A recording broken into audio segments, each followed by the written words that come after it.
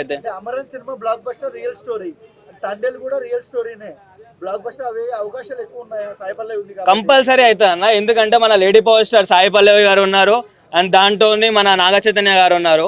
So మనం hit కాదు, block buster కాదు, దానికన్నా మించే అవుతుంది. ఎందుకంటే మనం వరుసగా నాగ చైతన్యకి చాలా ఫ్లాపులు చూస్తున్నాం. అండ్ ఈ సినిమాకి మన అల్లు అరవింద్ గారు ప్రొడ్యూసర్ గారు, మన డైరెక్టర్ గారు అందరూ చాలా కాన్ఫిడెంట్గా ఉన్నారు.